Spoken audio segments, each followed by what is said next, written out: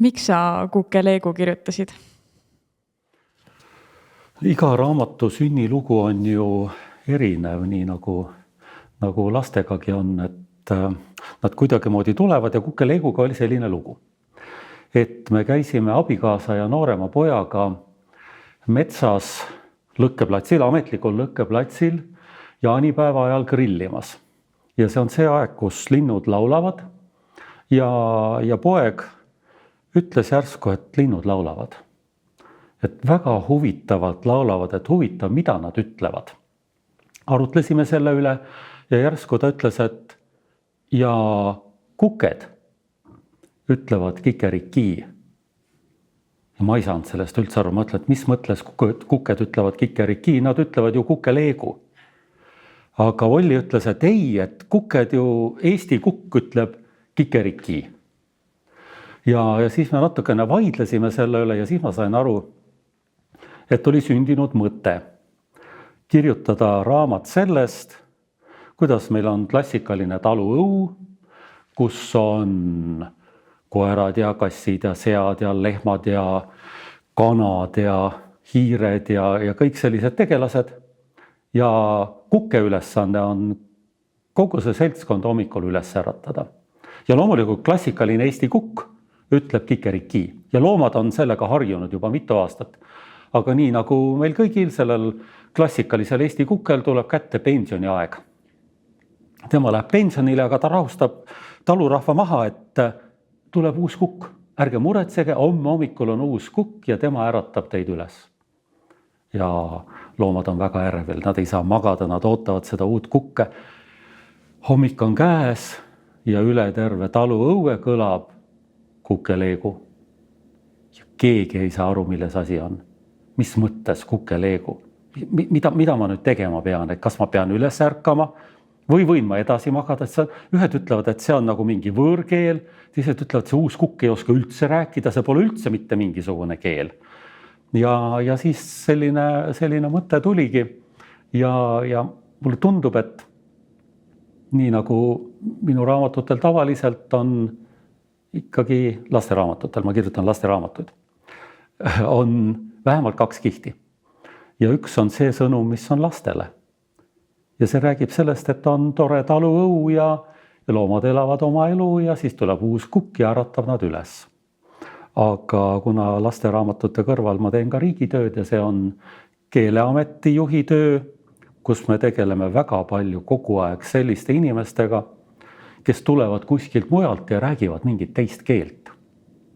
Ja nad hakkavad siin tegema mingit tööd, aga räägivad teist keelt. Mis siis saab? Kui meie töökollektiivis on harjutud, et see inimene, kes seda tööd teeb, räägib seda keelt, aga tuleb keegi, kes teeb seda sama tööd, aga räägib hoopis teist keelt. Et see on ka natukene selline meie ühiskonna keelepoliitika ja keele olukorra peegeldus, mida lapsed ei pea teadma, aga kui issid-emmed seda lastele ette loevad, siis saavad nemad sealt ka selle oma kihistuse kätte. Aga mida sa siis issidele emmedele ütled, mis siis saab? Tegelikult on see asi väga lihtne. See on täpselt nii, nagu selle kassi kohta öeldakse, et ega ei ole ju tähtis, mis värvi ta on. Peaasi, et ta täidab ilusti oma tööülesandeid. Ja kukkega on samamoodi. Ei ole tähtis, kas ta ütleb Kukeleegu või kikerikii. Ma natukene uurisin, mida kuked mõnes teises keeles ütlevad. Igal pool on neil ju seesama ülesanne. Nad äratavad. See on selline äratussõnum kukkel. Soomlased ütlevad kukkokiegu. Ma pole küll kuulnud ühtegi kukke, kes nii ütleks, aga soomlased nii ütlevad. Inglastel, seda ma ei ole ka kuulnud, kukkadoodle-doo. Mida see tähendab? Mina ei tea ju, kui selline hääl kõlab, ma ei tea, mida teha. Vene kukk ütleb kukarjeku. Aga lõppkokkuvõttes ei ole ju tähtis, mis keeles ta seda ütleb või kuidas, vaid peaasi, et oma töö ära teeb.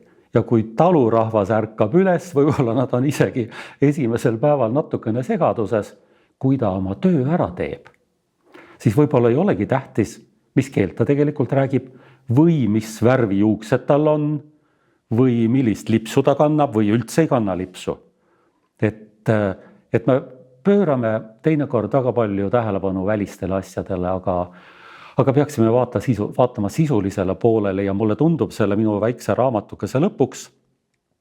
Loomad alustavad edukalt oma päeva ja see uus kukk vaatab seda kõrvalt ja ütleb, et tundub, et ma sain oma asjadega päris hästi hakkama. Kõik loomad ärkasid üles, perenaine tõi vett, lüpsis lehma, kanad said oma terakesed kätte ja taluelu läks korralikult käima. On see taluelu keskkond natukene juba tänapäeva lapse jaoks mingisugune müstifikatsioon või midagi uut ka või ikkagi ei ole veel nii võõraks jäänud? Ei, see kindlasti ei ole nii võõraks jäänud, sest ühes teises raamatus, mis ilmus paar aastat tagasi, ma ühes jutus räägin lehmadest ja lehmakookidest ja mõiste lehmakook näiteks on lastele täiesti tuttav. Nii kui sa mainid, et Julius astus lehmakoogi sisse, siis see ajab kõiki naerma. Nad teavad, mis asi see lehmakook on. Ja mina arvan, et nii kaua, kui lapsed teavad, mis seal taluõuel toimub või mis asi on lehmakook, siis on meil veel lootust.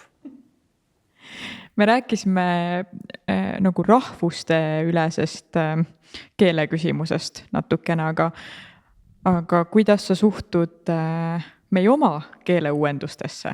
Kõik need nühad ja taristud ja mis meil nüüd siin need uuemad sõnause kingitused on. Mida sa neist arvad? Mõnest arvan hästi, mõnest arvan halvasti. Käibele lähevad ikkagi need sõnad, mis inimestele meeldivad. Ja mulle tundub, need sõnad, mis inimestele meeldivad, ei pea minule meeldima. Ja mõne sõnaga ongi niiviisi, et see sõna mulle endale ei meeldi, aga ta on nii ilusti käibele läinud, et las me siis kasutame neid. Ja keel ju muutub kogu aeg ja uued sõnad tulevad, sõnad saavad uusi tähendusi. See on täiesti normaalne. Ja teine asi on see, et selle samagi raamatu kontekstis meil on ju ka murdekeeled. Ja me nagu ei taha ühte või teist murret keeleks nimetada, kuigi selle murde rääkijad ise nimetavad seda keeleks.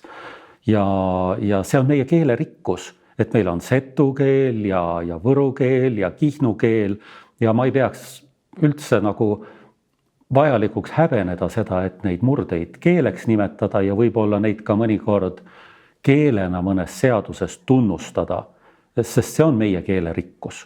Ja öelgu siis see üks kukk oma murdes kukeleegu ja teine kikeriki, mõlemad on head.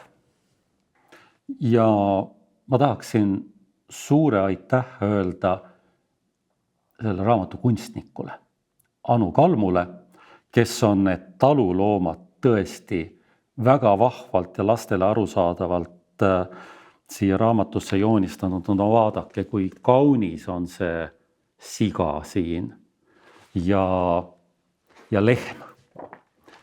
See on, ma arvan, Eesti lastekirjanduse ajaloo kõige ilusam ja omapärasem lehm. Kujutad ette, kui head piima ta annab. Selline pööraste pööritavate silmadega lehm näiteks. Ja kanakari, kui usinalt nad oma tööd teevad. Neil on ju 2 tähtsat tööülesannet, kaagutada ja muneda. Ja ettevalmistus selleks on terade noppimine ja see töö on seal hästi välja toodud. Nii et ma arvan, et lasteraamatu üks kõige... No tekst on kindlasti oluline, seda ka minu kirjastaja Tiina Tammer alati ütleb, et tekst on oluline. Aga pildid lasteraamatus on kindlasti sellised, mis kutsuvad lugema. Siin on kogu see talurahvas siis selle kukke ümber.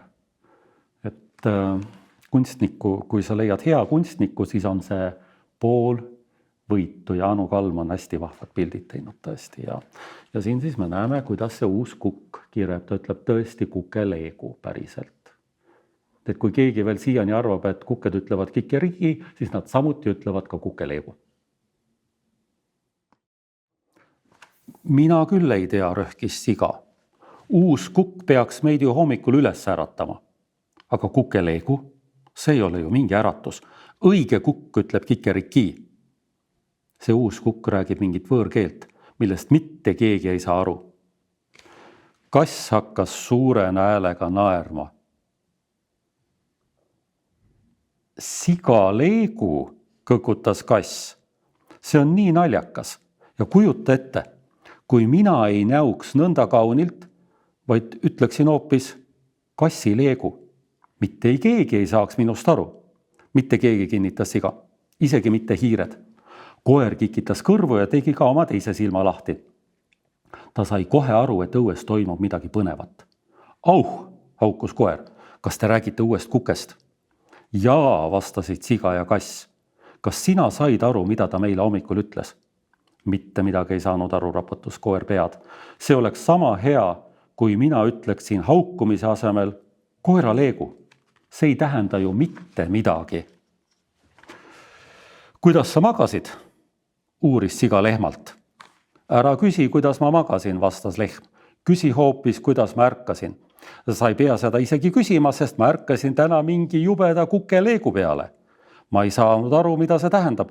Uus kukk ei oska üldse rääkida.